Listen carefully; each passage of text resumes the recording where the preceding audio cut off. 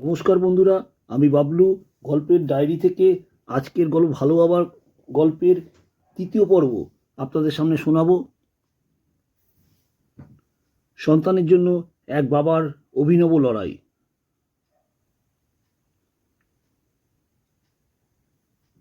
সঙ্গে সঙ্গে মন্দিরের সব ঘণ্টাগুলো একসাথে ঢং ঢং করে বেজে চলেছে। সবাই অবাক হয়, নিজে থেকে সব ঘণ্টাগুলো কি করে বাজছে।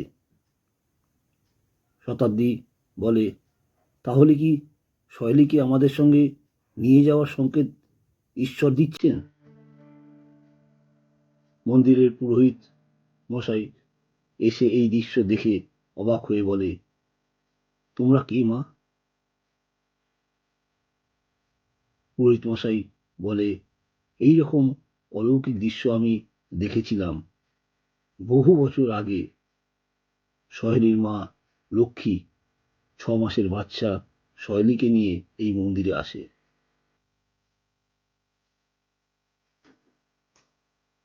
তখন মন্দিরের সন্ধ্যা আরতি হয়ে গেছে। মন্দিরে কোনো ভক্ত নেই। সন্ধ্যার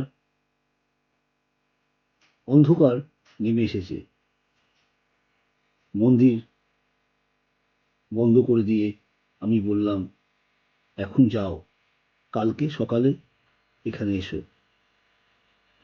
এই ফুলটা পড়ার সঙ্গে সঙ্গে মন্দিরের ভিতর থেকে অনবরত ঘণ্টা বাজতে থাকে, ঢং ঢং করে।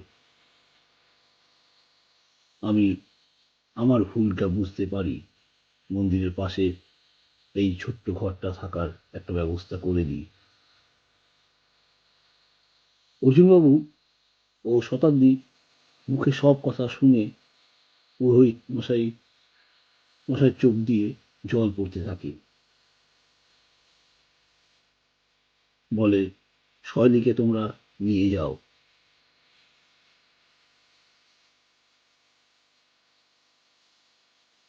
ভগবান শ্রীকৃষ্ণ হয়তো চায় তার সখীকে তোমরা মানুষ করো।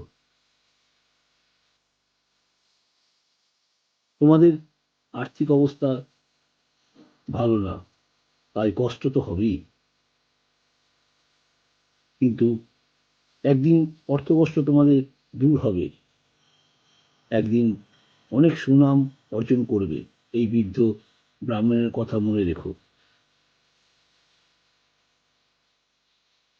পুরোহিত মশাই ডাকে, সহেলি, এদিকে আয়।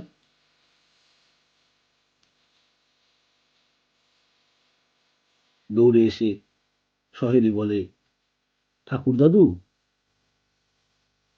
পুরোহিত মশাই বলে, এরা খুব ভালো মানুষ। তোর শিব ঠাকুর বাবা তোকে নিয়ে যেতে বলেছে, তুই এদের বাড়ি যাবি?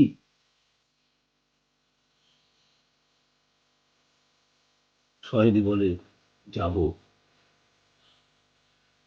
ঠাকুর দাদু, আমার লক্ষ্মীমার বাক্সের চাবিটা দেবে? ছোট্ট ঘরের মধ্যে ঢুকে দেখা গেল একটা কম্বল, দুটো চাদর, একটা বালিশ, দুটো জামা, একটা টিনের বাক্স, তার উপরে লাল হলুদ নীল রং দিয়ে ফুল, পাতা, গাছ, পাখি ও ময়ূর আঁকা।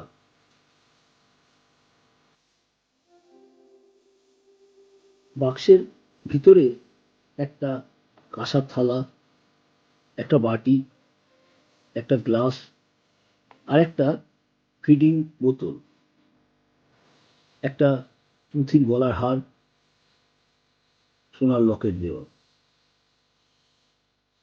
সহেলির মা লক্ষ্মীর একটা ফটো। শতাব্দী বলে, পুরোহিত মশাই, সহেলির মা লক্ষ্মীর ব্যাপারে কিছু বলুন।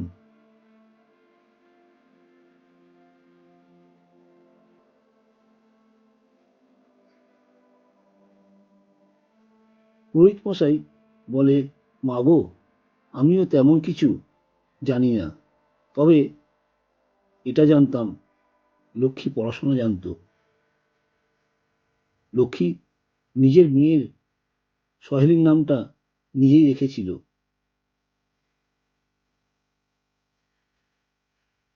মন্দিরে ধোয়া মোছার কাজ করত, ওইদিকে একটা বাড়িতে কাজ করত। আমাকে বাবা ঠাকুর বলে ডাকতো।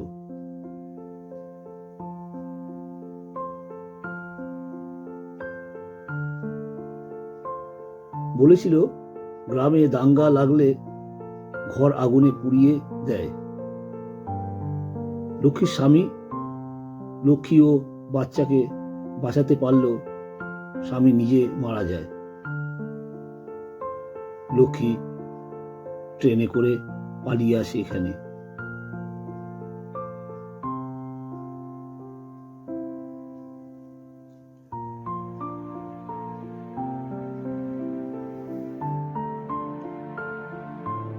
মহাভারতের যুদ্ধে শ্রীকৃষ্ণের সখা অর্জুন রণভূমি ত্যাগ করতে চেয়েছিল,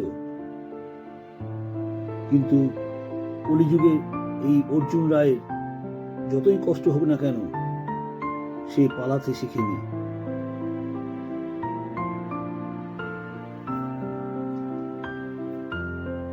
অর্জুন রায় মন্দিরে বসে মনে মনে বলে, হে প্রভু, তুমি অন্তর্যামী, আমার মনের আশা তুমি পূর্ণ করো। এই লড়াইয়ে আমাকে শক্তি দিও। আমি এই যুদ্ধে জিততে চাই।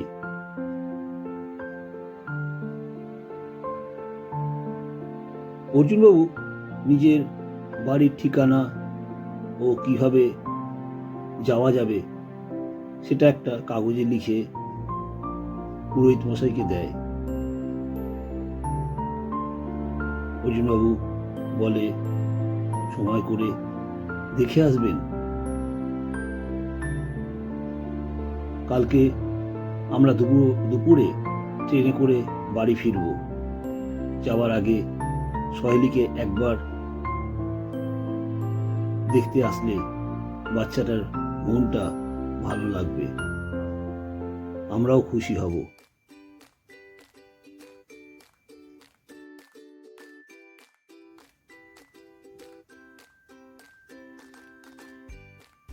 ঝালুয়ারবেরকে বিদায় দিয়ে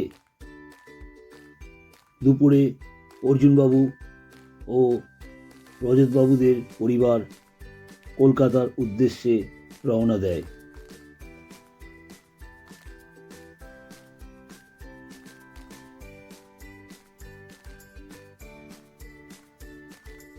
অর্জুনবাবুর বাড়িতে এসে সব ঘটনা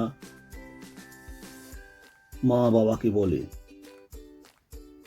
তাদের বক্তব্য, দায়িত্ব যখন নিয়েছো তখন পালন তোমাকেই করতে হবে। আমরা সবাই তোমার পাশে থাকবো।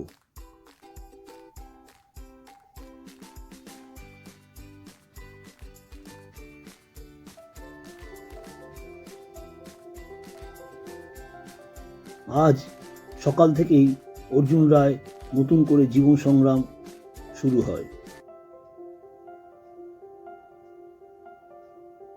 বিশাখা কয়েক বছর আগে থেকেই ইংরাজি মাধ্যম স্কুলে পড়াশোনা শুরু করেছিল, তাই কিছুটা লেখা, কিছুটা পড়ার উচ্চারণ, good morning, good evening, good night বলাটা অনেক সহজ ছিল।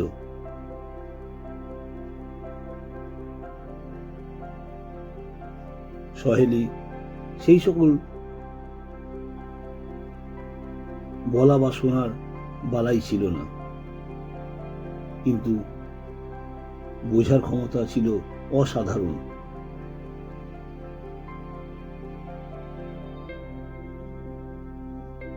কিছুদিনের মধ্যেই আশ্চর্যভাবে শুনে মুখস্থ বলার ক্ষমতা তৈরি হয়ে যায়।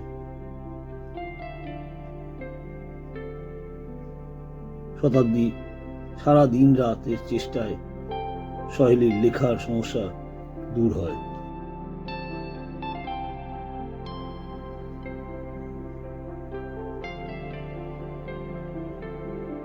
সহেলি এই চার দেওয়ালের মধ্যে থাকতে থাকতে হয়তো হাঁপিয়ে উঠত, তাই মাঝে মাঝে ছাদে গিয়ে আকাশের দিকে তাকিয়ে থাকত, পাখি গাছ দেখত। সেখান থেকেই শিখেছিল পায়রার ডাক, পাখির ডাক, বিড়ালের ডাক। এগুলো শতাব্দী আর বিশাখা সহেলির মুখে শুনতে খুব মজা পেত।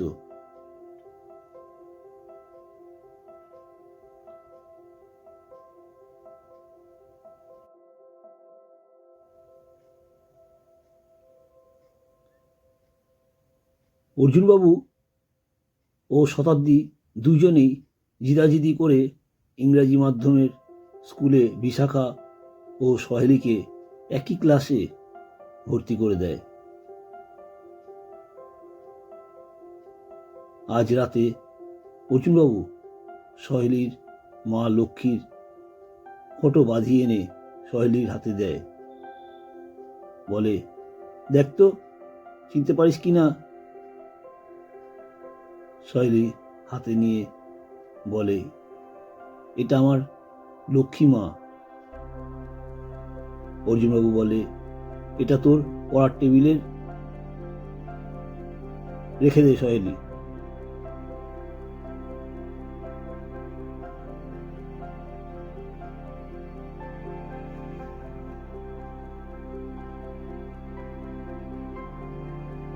দেখতে দেখতে কয়েকটা মাস হলো সহেলি ও বিশাখা স্কুলে যাচ্ছে।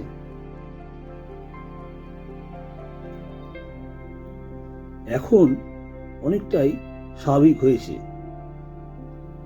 ঝালুয়ার বেড থেকে পুরোহিত মশাই ও ওটার দোকানদার এসেছিল। তারা সহেলিকে দেখে খুশি হয়।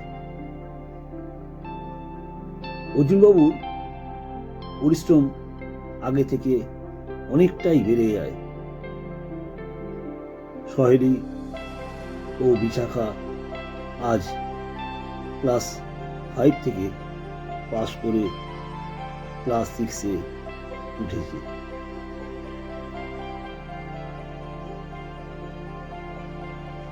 আনন্দে বিশাখা অর্জুনবাবুকে জড়িয়ে ধরে বলে, বাবা আমি পাশ করেছি। সহেলিও অর্জুনবাবুকে জড়িয়ে ধরে বলে, বাবা আমিও পাশ করেছি। শতাব্দী অবাক হয়ে বলে, সহেলি তুই বাবা বললি যে? সহেলি শতাব্দীকে জড়িয়ে ধরে বলে, তুমি আমার মা আর অর্জুন রায় আমার বাবা। আজ থেকে এটাই বলে ডাকবো। শতাব্দী বলে, এতদিন পর তোর কি হলো, বাবা বলে ডাকলি?